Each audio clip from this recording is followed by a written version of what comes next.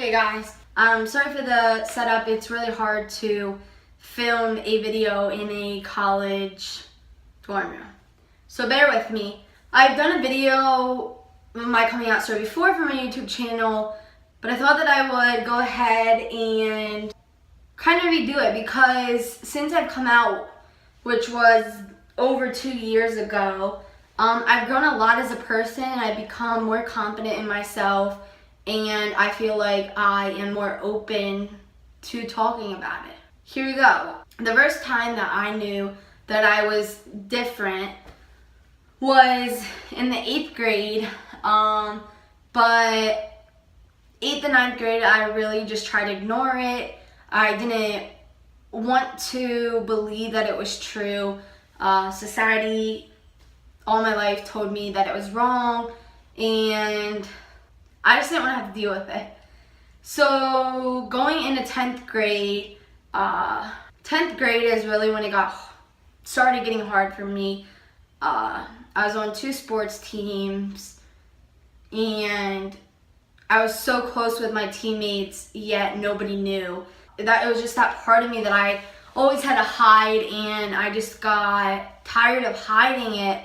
But I knew deep down that I had to stay strong for myself and that I could not come out. It wasn't until I attended Hobie, which is the Hugh O'Brien Youth Leadership Seminar, that I realized that I needed to be myself if I wanted to make a difference in the world.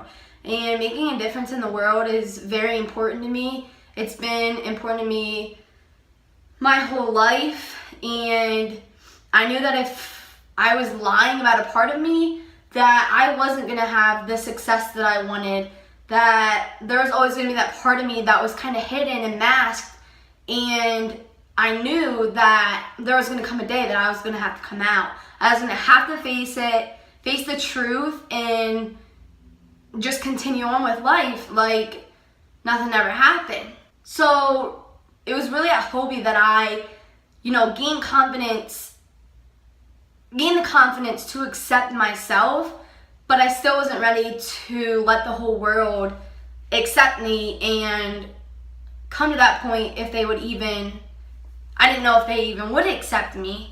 When I got back from Hobie, I broke up with the guy that I was dating at the time because I didn't want to come out, to put him in a situation. Like, I knew that I did not like guys and I was dating him and that was wrong with me.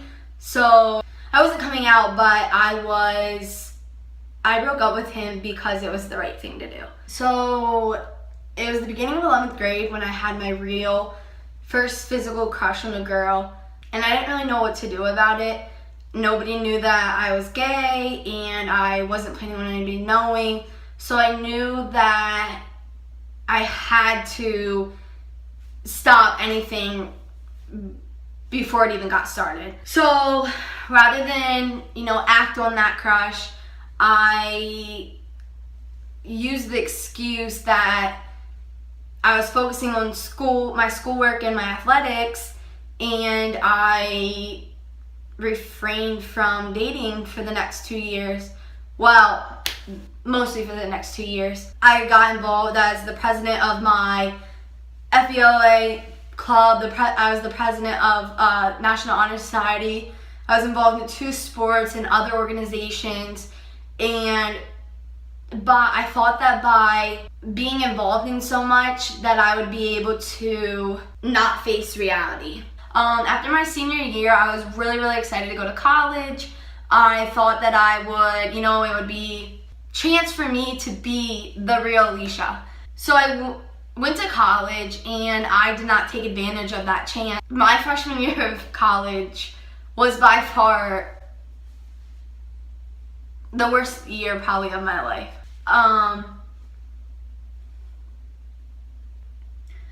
It was hard. My freshman year of college was so hard. Most nights I'd go to bed crying, and there came a point where things that I loved and things that I enjoyed doing so much, I didn't feel like doing. I would just want to lay in bed and watch movies all day and not go to class and not go to track practice, not go to the weight room. It was just, I felt like I had no energy. It was literally being all sucked out of me by by being depressed and with my anxiety and everything.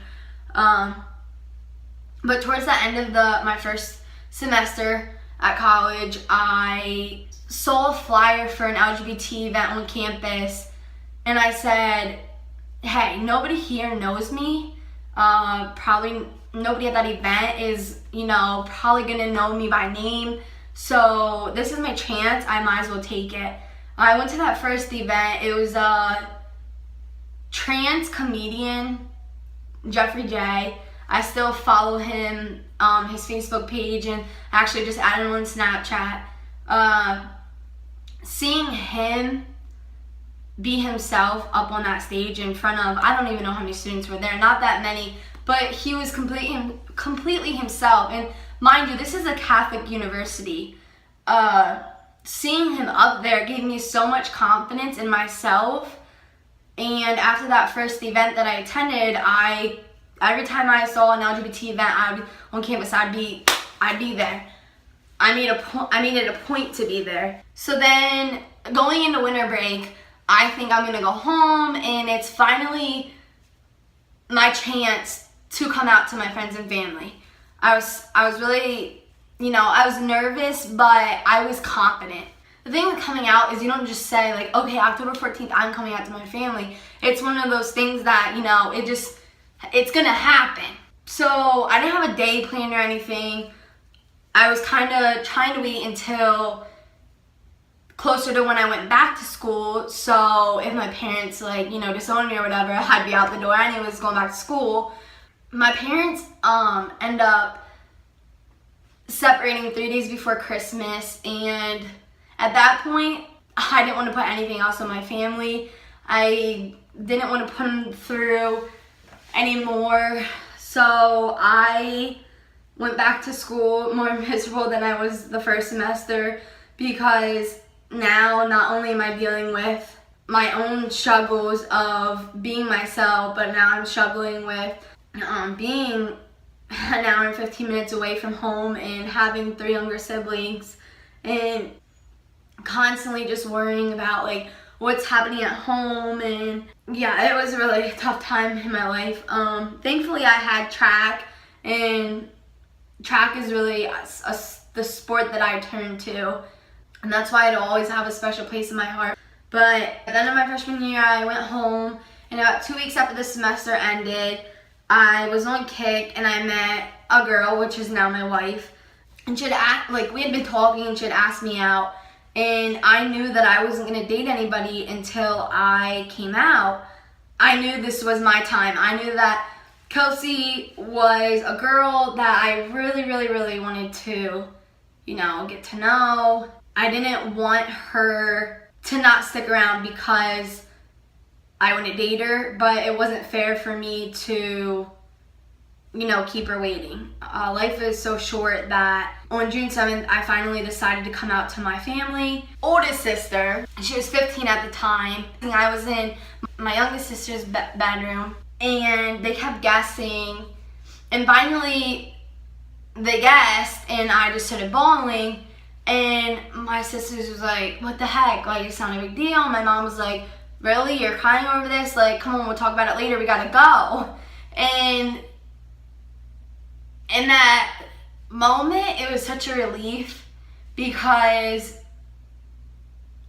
my mom and my sisters, and my whole family is very important to me, and I don't care what anybody else thinks of me, but my family's opinion of me means the world to me. It's the opinion that I value the most, and if they didn't accept me, I didn't know what I was gonna do. But thankfully, my immediate family accepted me, and there are still some people in my family who don't quite understand it, who don't get it, but it's a learning experience for everyone. Every day for me is a new day, and you think when you come out it's gonna be a one-time thing, but whenever you meet a new person, you gotta tell your story again. And each time I tell my story, it gets a little bit easier. I've come to a point in my life and in my story where I know I have to be myself. I'm happy with who I am. I'm proud of who I am.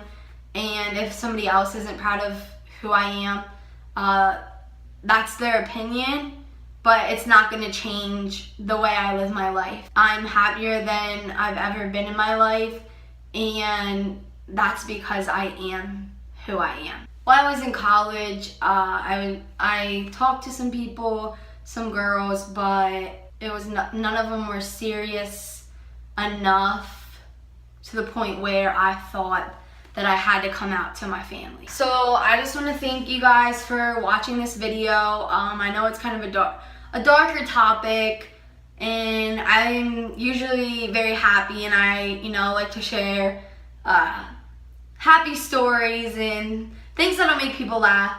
But unfortunately, sometimes we have to talk about those tough situations, and because those situations are what got us to where we are. I hope you all have a great week. See ya.